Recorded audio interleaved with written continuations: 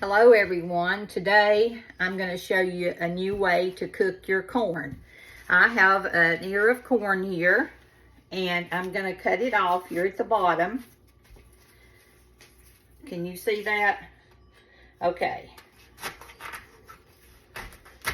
Cut it off about where the corn starts, like this. I'm going to put it in the microwave just like this for 2 minutes, and I have one in there now that I'm going to take out.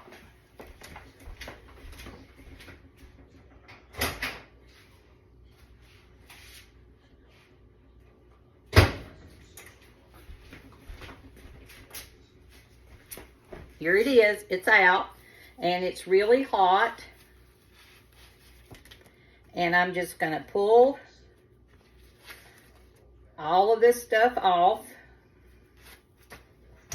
Cut it just a little bit more. And it's just gonna slide out. Look at that. A perfect ear of corn with no silks. Delicious, try it.